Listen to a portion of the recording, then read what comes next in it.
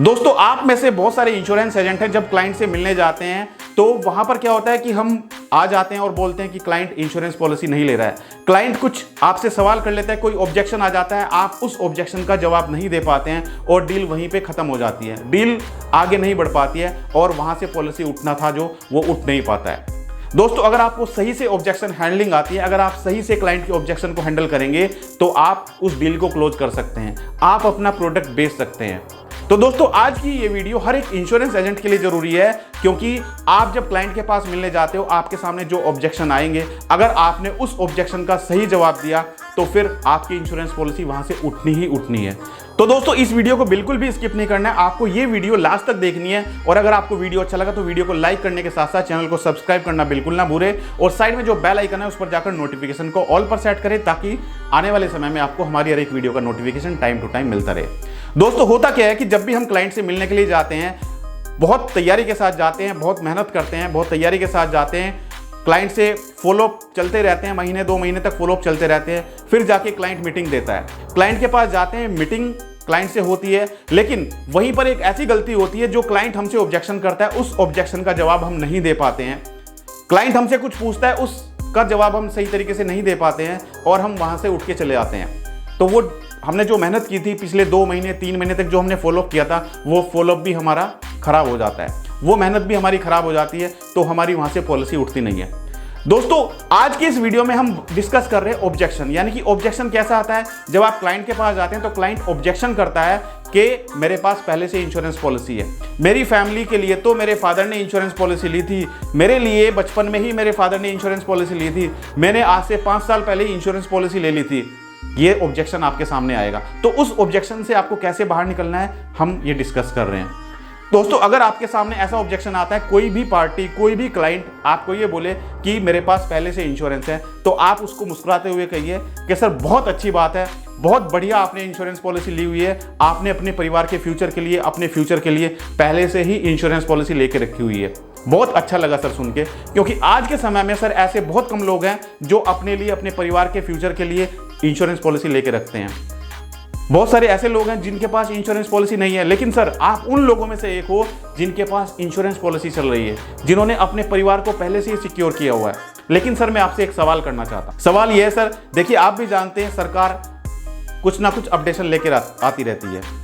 सरकार ने सड़क बनाई, पहले सिंगल लाइन होती थी, फिर उसको डबल लाइन किया, फिर वो 4 लेन बन गई, फिर 6 लेन बन गई। उसमें डेवलपमेंट होता रहता है, हर चीज को रिव्यू करने की जरूरत होती है, टाइम टू टाइम हर चीज को रिव्यू करने की जरूरत होती है। सर, आपने बहुत पैसे खर्च करके अपना घर बनाया, आपने घर तो बना लिया, लेकिन आप उसको फिर रिनोवेट क्यों करते रहते हैं? बीच बीच में 2 साल में, 3 साल में, 1 साल में आप उसको रिनोवेट करते रहते हैं। क्यों करते हैं सर?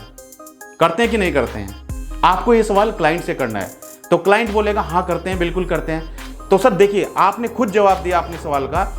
ऐसे ही जैसे आप अपने घर को रिनोवेट करते हैं, जैसे सरकार सड़क बनाने के लिए उसको डेवलप करती रहती है, सिंगल लेन को डबल लेन, डबल लेन को 6 लेन या 4 लेन, इसी तरीके से सर आपको अपनी लाइफ को सिक्योर करने के लिए अपना लाइफ इंश्योरेंस भी कवर को रिव्यू करना चाहिए। जो आपका लाइफ इंश्योरेंस कवर चल रहा है, आपको रिव्यू करना चाहिए, आपको देखना चाहिए कि क्या ये लाइफ इंश्योरेंस कवर सफिशिएंट है हमारी लाइफ के लिए। क्या जो आपने इंश्योरेंस कवर लिया था, आपके फादर ने इंश्योरेंस कवर लिया है, ये सफिशिएंट है आपकी लाइफ के लिए, आपके परिवार के लिए? सर देखिए, आपने लाइफ इंश्योरेंस पॉलिसी ली हुई है, बहुत अच्छी बात है, लेकिन सर टाइम टू टाइम जैसे आप अपने घर को रिनोवेट करते हैं, जैसे सरकार सड़कों के ऊपर उसको डेवलप करती है, उसको रिव्यू करती है, इसी तरीके से आपको अपने लाइफ इंश्योरेंस को भी रिव्यू करना चाहिए। अपने लाइफ इंश्योरेंस कवर को भी आपको इंप्रूवमेंट करना चाहिए। उसमें जो समझदार लोग होते हैं वो अपनी लाइफ के इंश्योरेंस को लेके उसको रिव्यू करते रहते हैं, इंश्योरेंस को चेक करते रहते हैं कि भाई हमारा इंश्योरेंस सफिशिएंट है या नहीं है। सर एक चीज मैं आपसे और पूछना चाहता हूं, क्या मैं जान सकता हूं जो आपके फादर ने या आपने इंश्योरेंस पॉलिसी ली थी आज से 2 साल 3 साल पहले, तो उसमें आपने कितने समय छोड़ का आपने इंश्योरेंस कवर लिया हुआ है? आप मुझे बता सकते हैं सर? तो क्लाइंट बोलेगा हाँ बिल्कुल बता सकता हूं, मैंने 10 लाख रुपए का इंश्योरेंस कवर लिया था आज से 3 साल पहले, या मेरे फादर ने 5 लाख रुपए का इंश्योरेंस कवर लिया था आज से 10 साल पहले। तो आप मुस्कुराते हुए कि सर बिल्कुल अच्छा किया आपने आज से 5 साल पहले, 10 साल पहले इंश्योरेंस पॉलिसी कराई थी। लेकिन सर आप देखिए, उस टाइम पे आपने जो 10 लाख रुपए की इंश्योरेंस कवर की पॉलिसी कराई थी, उसी के हिसाब से आज की डेट में जो इन्फ्लेशन रेट बढ़ रहा है, क्या वो 10 लाख रुपए सफिशिएंट है आपकी फैमिली के लिए?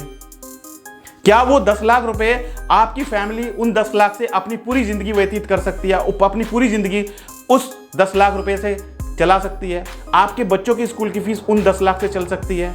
तो सर क्या मैं जान सकता हूं कि आपने जो इंश्योरेंस कराया हुआ है, आपके फादर ने जो आपका इंश्योरेंस कराया हुआ है, उसका इंश्योरेंस कवर कितना है, कितने सम एश्योर्ड की आपके पास पॉलिसी है? क्या मैं ये जान सकता हूं? तो क्लाइंट आपको बोलेगा कि हाँ मेरे पास पॉलिसी है, मेरे फादर ने कराई थी 5 लाख की, या हो सकता है कुछ लोग 10 लाख या 15 लाख बताएं। तो आप बोलिए कि सर बहुत अच्छा लगा सुन के कि आपके फादर ने आपके लिए और आपके परिवार के लिए इंश्योरेंस पॉलिसी करा रखी है।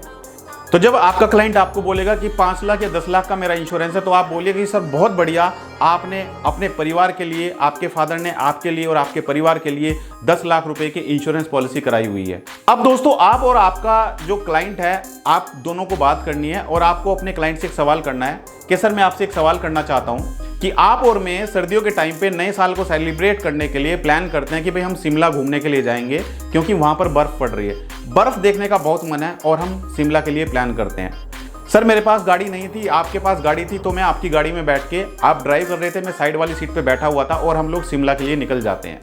सर लंबा समय था और रात का समय था, तो बीच में हमने डिनर किया और डिनर करने के बाद थोड़ा रेस्ट किया और फिर हम निकल गए शिमला ट्रिप पे। तो सर रास्ते में क्या हुआ कि रास्ते में आप ड्राइव कर रहे थे, उधर से एक ट्रक आ रहा था, बहुत तेजी से ट्रक था, और जैसे ही हम मोड़ पे मुड़ने लगे तो ट्रक की टक्कर हमारी गाड़ी से हो गई और गाड़ी का बहुत ज़बरदस्त एक्सीडेंट हो गया। सर उस एक्सीडेंट में सर दुर्भाग्य की बात यह है कि मेरी तो डेथ हो गई और आप बच गए, लेकिन सर दुख की बात यह है कि आप उसमें बचे लेकिन आपके दोनों हाथ कट गए, यानी कि आप किसी काम करने के लायक नहीं रहे और आप डिसेबल हो गए। अब सर वहाँ पे पुलिस आ गई, पुलिस ने उन लोगों को गिरफ्तार किया, केस कोर्ट में चला गया और कोर्ट ने डिसाइड किया कि भाई आपको मुआवजा दिया जाए, क्योंकि आपके दोनों हाथ चले गए, आप काम करने के लायक नहीं रहे, आपको मुआवजा दिया जाए ताकि आपकी फैमिली अपने खर्चे को सही तरीके से निकाल सके। तो कोर्ट ने आपसे पूछा कि भाई आपके परिवार को सर्वाइव करने के लिए कितना पैसा चाहिए, तो आपने बोला कि मेरे को 1 करोड़ रुपए चाहिए। आपको अपने क्लाइंट से सवाल करना है, तो आप अपने क्लाइंट से पूछे कि सर आप मुझे बताइए कि अगर ये सिचुएशन आती है तो आप क्या डिमांड करेंगे, कितना पैसा आपके पास होना चाहिए ताकि आपकी फैमिली, आपके बच्चे उस पैसे के जरिए अपनी जीवन जी सकें। आपके बच्चे के एजुकेशन के लिए भी पैसे की जरूरत पड़ेगी, तो आप अपने क्लाइंट से पूछें, उसके सामने पेपर रख दें कि सर इस पे लिखिए आप कितना पैसे की जरूरत होगी। तो वो हो सकता है कोई 50 लाख बोले, कोई 1 करोड़ बोले। तो सपोज उसने 1 करोड़ बोला, राइट, तो आप उसको बोलिए कि सर देखिए आपके पास 1 करोड़ रुपए होना चाहिए, लेकिन आपके पास इंश्योरेंस कितना है आज के समय में? सिर्फ 10 लाख। क्या सर 10 लाख काफी है इंश्योरेंस? तो क्लाइंट बोलेगा नहीं, मेरे पास 1 करोड़ रुपए होना चाहिए, 1 करोड़ का मेरे पास इंश्योरेंस होना चाहिए। ये ऑब्जेक्शन आता है दोस्तों, जब आप प्रैक्टिकली फील्ड में जाएंगे, लोगों से मिलेंगे, लोगों से बात करेंगे, तो लोग आपको बोलेंगे कि भाई मेरे पास तो पहले से इंश्योरेंस पॉलिसी चल रही है।